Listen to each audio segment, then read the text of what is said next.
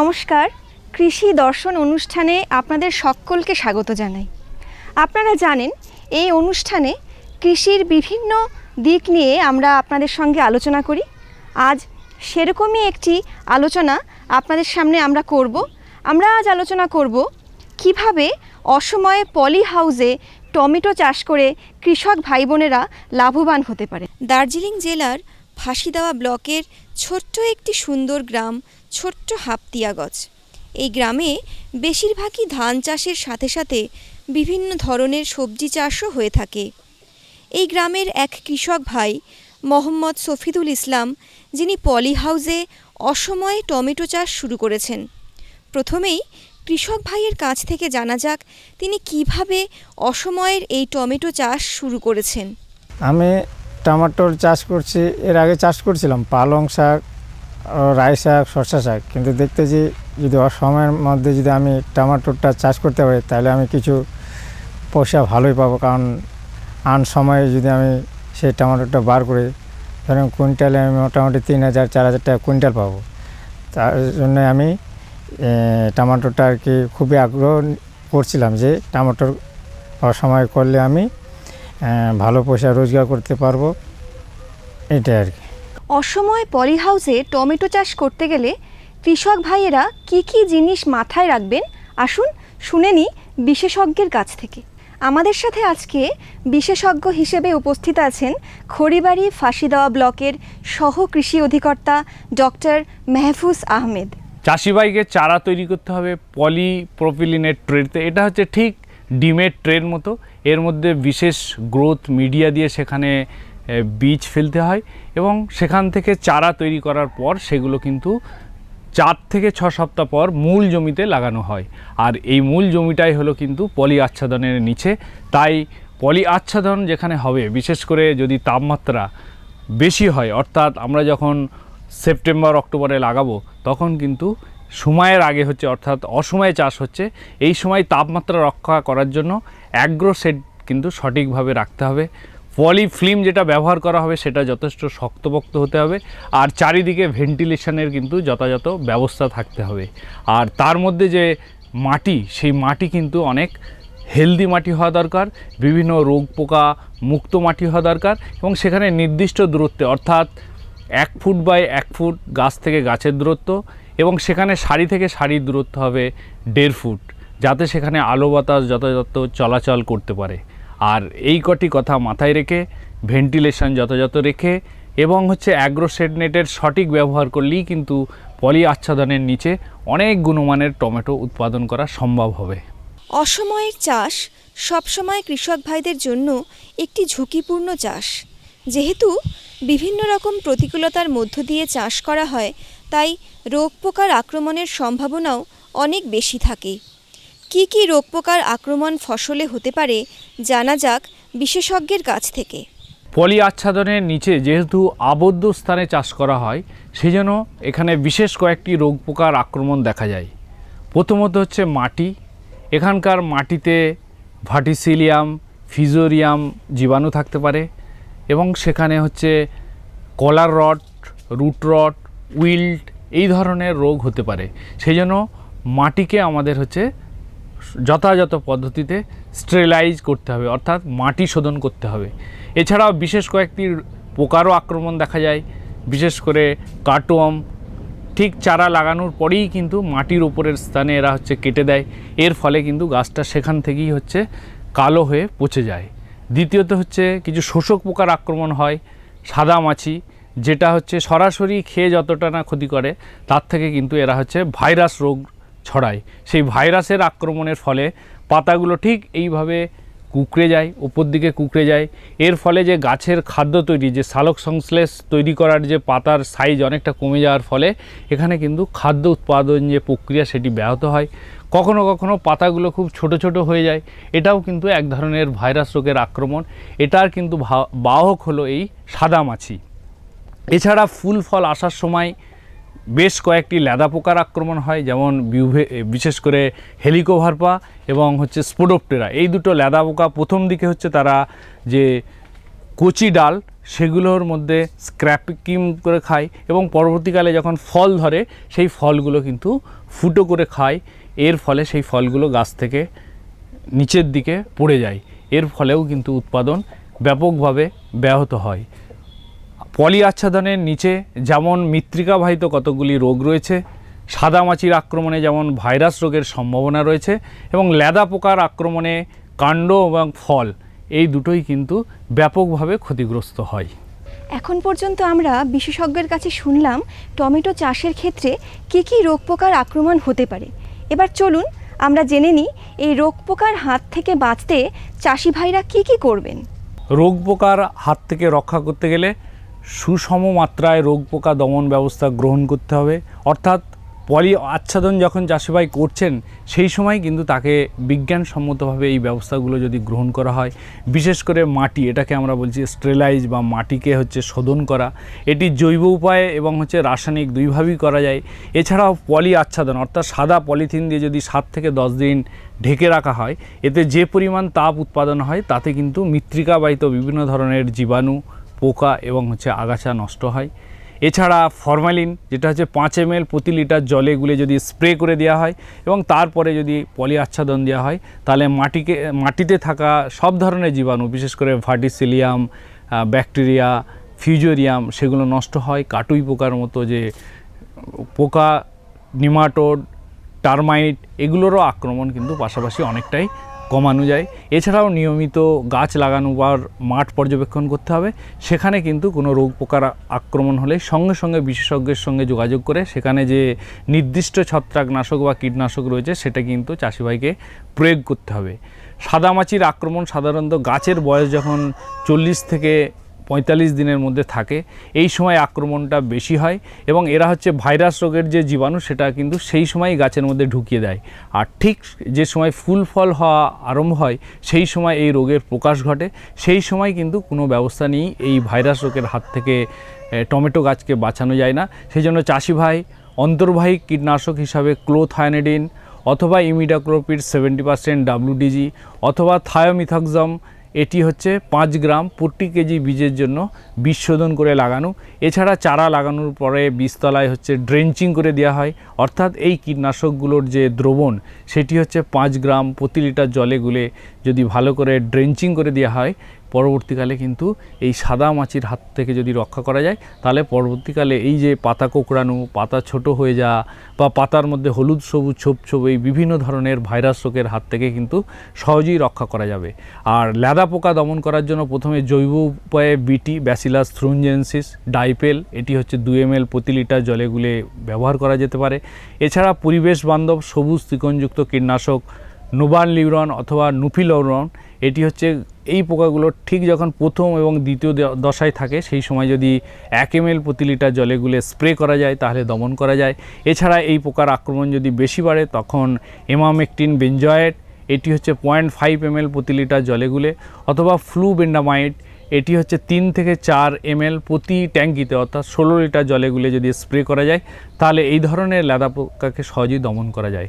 এছাড়াও বলবো টমেটোর মাঝে যদি মাঝে মাঝে ট্র্যাপ ফসল হিসাবে অর্থাৎ ফাঁদ শস্য হিসাবে যদি মেরিগোল্ড অর্থাৎ গাঁদা লাগানো যায়, এই গাঁদাকে কিন্তু হেলিকোভারপা স্পোডোপ্টেরা বেশি পছন্দ করে। ফলে পোকার আক্রমণটি সেই গাঁদা ফুলের মধ্যে আবদ্ধ থাকবে, আমাদের মেন যে টমেটো সেটি কিন্তু রক্ষা পাবে। এইভাবে আমরা সুসংগ উপায়ে জৈব এবং প্রয়োজনে রাসায়নিক এবং ট্র্যাপ ক্রপের মাধ্যমে আমরা এই ধরনের লেদা পোকার হাত থেকে রক্ষা করে আমরা ভালো মানের টমেটো উৎপাদন করতে পারবো। গ্রিন হাউসে বা পলি হাউসে অসময়ে চাষ করতে গেলে কৃষক ভাই বোনেদের বিশেষ কিছু পরিচর্যার ওপর নজর রাখা দরকার, যাতে কৃষক ভাই বোনেরা উন্নত ও গুণগত মানের ফসল পেতে পারেন। টমেটো চাষ করার জন্য দিনে 8 ঘন্টা সূর্যালোক অর্থাৎ সানশাইন আওয়ার দরকার। তার কম হলে অথবা বেশি হলে সেখানে কিন্তু টমেটো যে উৎপাদন প্রক্রিয়া ব্যাহত হয়। এছাড়া তাপমাত্রার যদি ডিফারেন্স বেশি হয় অর্থাৎ দিনের দিকে তাপমাত্রা বেশি, রাতের দিকে যদি ঠান্ডা তাপমাত্রা থাকে, এই যে ব্যাপক তাপমাত্রার যে গ্যাপ বা পরিবর্তন হয় সেক্ষেত্রে কিন্তু অনেক সময় ছোট ছোট টমেটো হয়ে ঝরে পড়ে। তাই যারা পলি আচ্ছাদনের নিচে চাষ করবেন তাদের কিন্তু অ্যাগ্রোসেড নেট ব্যবহার করতে হবে। যখন তাপমাত্রা খুব বেশি সেই সময় কিন্তু 60% সূর্যালোক কাট করতে পারে এই ধরনের অ্যাগ্রো শেড নেট ব্যবহার করতে হবে, যেমন ঠিক এখানে ব্যবহার করা হয়েছে। বিশেষ করে 12টা থেকে 3টে পর্যন্ত কিন্তু এই অ্যাগ্রো শেড নেট টমেটো গাছের উপরে রাখতে হবে পলি আচ্ছাদনের নিচে, এবং পরবর্তীকালে অর্থাৎ 4টে-5টার দিকে কিন্তু এই অ্যাগ্রো শেড নেটকে সরিয়ে দিতে হবে। সাইডে যেটা থাকছে সেটা হচ্ছে সিলপলিন বা পলিফিল্ম, সেই পলিফিল্মের যে সাইড সেগুলো হচ্ছে বিকালের দিকে এবং হচ্ছে সকালের দিকে তুলে দেওয়া হয়। এটা হচ্ছে ভেন্টিলেশন করতে সুবিধা হয়, এখানে হচ্ছে বাইরের যে বাতাস ভেতরে আসতে পারে, ভেতরের গরম যে হাওয়া সেটা হচ্ছে বাইরে যেতে পারে। এর ফলে পলি আচ্ছাদনের নিচে তাপমাত্রা এবং হচ্ছে হিউমিডিটি এটা হচ্ছে মেনটেন করা যায়। এর ফলে গাছের হচ্ছে বিভিন্ন রোগ পোকা হওয়ার সম্ভাবনা যেমন কমে, পাশাপাশি ফলের উৎপাদনও কিন্তু ভালো হয় এবং ফলের গুণমানও ভালো হয়। আর যখন টমেটো গাছ 40 থেকে 50 দিন হয় তখন আমরা বলি পিঞ্চিং, অর্থাৎ ঠিক উপরের অংশ ভেঙে দেওয়া হয়। এর ফলে কিন্তু টমেটোর ডালপালা বা শাখা প্রশাখার বিস্তার বেশি হয়। যেহেতু পলি আচ্ছাদনের নিচে হাইব্রিড টমেটো চাষ হয়, এই গাছের কিন্তু বৃদ্ধি অনেক বেশি, এদের ডালপালার সংখ্যা অনেক বেশি এবং এক একটা গাছে 10 থেকে 15 কেজি পর্যন্ত টমেটো হয়। সেগুলোর ভার বহন করার জন্য আমরা বলি এর মধ্যে স্টেকিং করা, অর্থাৎ গাছটাকে সোজা রাখার জন্য সেখানে হচ্ছে মাচা করে দেওয়া, এবং যেমন এখানে আমরা হচ্ছে তার দিয়ে জালি করে এখানে হচ্ছে মাচা করে দেওয়া হয়েছে, এবং পাশাপাশি একটা স্টেকিং অর্থাৎ লাঠি বা দণ্ড দিয়ে গাছটাকে সোজা রাখা হয়। আর ডালপালার এবং ফলের ভর বহন করার জন্য এখানে কিন্তু একটা সূক্ষ্ম নেট করে দেওয়া হয়, তারের নেট, যাতে হচ্ছে ডালপালা এবং হচ্ছে ফল মাটিতে না ঢলে পড়ে। এই ব্যবস্থা গ্রহণ করা কিন্তু খুব গুরুত্বপূর্ণ। যে সমস্ত চাষি ভাই পলি আচ্ছাদনের নিচে হাইব্রিড টমেটো চাষ করবেন তাদের এই পিঞ্চিং এবং হচ্ছে টমেটোকে স্টেকিং করা এবং ডালপালা এবং ফলকে ধরে রাখার জন্য তার মাচা করা খুবই গুরুত্বপূর্ণ।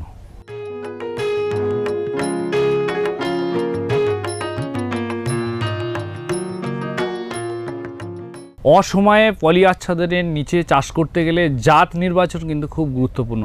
চাষি ভাই যদি সঠিকভাবে জাত নির্বাচন না করতে পারেন, ফলে দেখা যাবে যে গাছ হবে, ডালপালার প্রসার সবই হবে, কিন্তু সেখানে হচ্ছে ফল হবে না।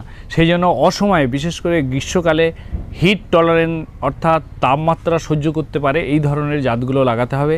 যেমন রয়েছে সান গোল্ড, সান মাস্টার, সেলিব্রিটি, এছাড়াও কতকগুলো জাত রয়েছে যেগুলো উইল্ড এবং হচ্ছে কোলার রট রেজিস্ট্যান্ট করতে পারে, যেমন সেলিব্রিটি, এছাড়া সুপার মাস্টার, সুইট বয়, রাহুল, US 33, 81, 1081 এই ধরনের জাতগুলো কিন্তু নির্বাচন করতে হবে, যেখানে রোগ পোকার আক্রমণও কম হবে এবং পাশাপাশি গুণমান ভালো হবে এবং অসময়ে বিশেষ করে তাপমাত্রা সহ্য করে এই সমস্ত জাতগুলোর উৎপাদনও কিন্তু অনেক বেশি হবে।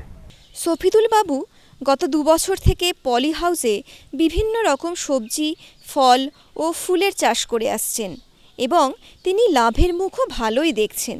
এবার তার কাছ থেকে জানা যাক অসময়ে টমেটো চাষ থেকে তিনি কেমন লাভ আশা করছেন। আমি যখন আর কি এই প্রস্তাবটা নিয়েছি টমেটোরে, তখন আমি জমিটাকে শোধন করলাম। শোধন করার 1 মাসে আমি জৈব আর কি যে টমেটো চাষ করি, কারণ বর্ষার সময় যদি আমি টমেটো চাষ করি রাসায়নিক দিয়ে করলে গাছ বেশি টিকে না, গোড় পচা হয়ে যায়, ধসা হয়ে যায়, ফলন কম পাবো। তাছাড়া আমি নিজেই সার তৈরি করছি, যেমন গাই গরুর গোবর 50 কেজি, গাই গরুর মুত 10 লিটার, 50 দর্জন কেলা, আর 5 কিলো ঘি, 4 কিলো দই, বেসন নিয়েছি 5 কিলো, আর গুড় নিয়েছি 10 কিলো। সবটা আমি এক জায়গায় মিলিয়ে একটা গর্ত করছি, গর্তের মধ্যে প্লাস্টিক দিয়ে সেটাকে পুরা একবারে ফেটে আমি ঢেকে দিলাম। ঢেকে দেওয়ার মোটামুটি 20 দিন পরে ওটাকে আমি পুরা জমিতে ছিটিয়ে দিলাম। দেওয়ার পরে 8 দিন পরে আমি চারা শুরু করছি রোপণ। হ্যাঁ, আমি গাছ লেগেছি মোটামুটি 1000 পিস। পার গাছে আমার ধরেন 10 থেকে 12 কেজি ফলন আসবে, কিন্তু আমি 10-12 কেজি আসবে। যদি আমি 8 কেজি করে পাই পার গাছে, তাহলে আমি ভালো লাভ পাবো। মোটামুটি ধরেন আমার খরচা আছে 1000 গাছে 7,500 টাকা খরচা হয়ে গেছে। 7,500 টাকা থেকে যদি ফলন আমার ভালোভাবে হয়, তাহলে আমি খুব ভালো একটা লাভের পজিশনে যাব। পলি হাউসে অসময়ে টমেটো চাষ কতটা লাভজনক হতে পারে, চলুন এবার আমরা শুনে নিই বিশেষজ্ঞের কাছ থেকে। অসময়ের চাষ সবসময় লাভজনক, কিন্তু অসময়ের চাষ ঝুঁকিপূর্ণ। কারণ অসময়ে এগুলোর হচ্ছে বাজারের চাহিদা থাকে অনেক বেশি, কারণ সিজনে হচ্ছে সবাই চাষ করে, উৎপাদন অনেক বেশি হয়, বাজারে অনেক পরিমাণ এই ধরনের উৎপাদিত সবজি চলে আসে, ফলে দাম কমে যায়। সেই জন্য আমরা বলবো অসময়ে, বিশেষ করে আগস্ট, সেপ্টেম্বর, অক্টোবর মাসে টমেটোর দাম অনেক বেশি থাকে। এছাড়াও এপ্রিল, মে, জুন, জুলাই এই সময়েও কিন্তু টমেটোর দাম বেশি থাকে। এগুলোকে বলা হচ্ছে অসময়ের চাষ। আর এই অসময়ের চাষ করতে যদি চাষিভাই গুণমান ভালো রাখে, উৎপাদন বেশি করে এবং রোগ পোকা দমনের জন্য এই ব্যবস্থাগুলো যথাযথ যদি করতে পারেন, তাহলে কিন্তু উৎপাদন বেশি হবে, গুণমান রক্ষা হবে এবং বাজারে অনেক বেশি দামে বিক্রি করতে পারবেন। সিজনে যেখানে টমেটোর দাম 5 থেকে 10 টাকা থাকে, অসময়ে কিন্তু সেখানে 100 থেকে 120 টাকা প্রতি কেজি টমেটোর দাম থাকে। সেই জন্য এই ঝুঁকিপূর্ণ চাষ, অসময়ের চাষ যদি চাষি বিজ্ঞানসম্মতভাবে করতে পারেন, তাহলে কিন্তু সময়ের চাষের থেকে 10 থেকে 20 গুণ লাভ বেশি পেতে পারেন। তাহলেও এই চাষ যেহেতু ঝুঁকিপূর্ণ, সেই জন্য এই সময় বিশেষ কয়েকটি ব্যবস্থা চাষিভাইকে নিতে হবে যারা পলি আচ্ছাদনের নিচে অসময়ে চাষ করবেন। বিশেষ করে মাটির স্বাস্থ্য ঠিক রাখতে হবে। ট্রাইকোডার্মা, সিউডোমোনাস প্রতি 1 কেজি জৈব পদার্থের সঙ্গে 2 গ্রাম হারে মিশিয়ে মাটিতে প্রয়োগ করতে হবে। মাটি শোধন করতে হবে, গাছ নির্দিষ্ট দূরত্বে লাগাতে হবে, গাছকে পিঞ্চিং করতে হবে, ডালপালা, শাখা প্রশাখা এবং ফল বহন করার জন্য সেখানে হচ্ছে তারের বুননের মাচা রাখতে হবে। অ্যাগ্রো সেট নেট সঠিকভাবে ব্যবহার করতে হবে এবং হচ্ছে সূর্যের যখন প্রখরতা কমে যাবে সেই সময় কিন্তু অ্যাগ্রো সেট নেটকে ছড়িয়ে দিতে হবে। পাশে যে ভেন্টিলেশন অর্থাৎ পলিফিল্মের যে আচ্ছাদন রয়েছে সেগুলোকে তুলে বাইরের যাতে আলো বাতাস ভেতরে ঢুকতে পারে, বিকালের দিকে সেই ধরনের ব্যবস্থা করতে হবে। তাহলেই কিন্তু পলি আচ্ছাদনের নিচে আবহাওয়ার যে বিভিন্ন প্রতিকূল অবস্থা সেটিকে কন্ট্রোল করে অনেক গুণমানের উৎপাদন করে চাষিভাই অনেক বেশি লাভ করতে পারবেন।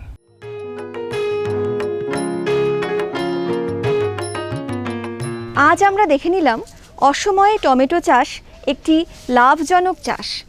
এইভাবে যদি সঠিক বৈজ্ঞানিক পদ্ধতি প্রয়োগ করা যায়, তাহলে কৃষক ভাই বোনেরা অবশ্যই লাভবান হবেন। আজ এইখানেই শেষ করছি।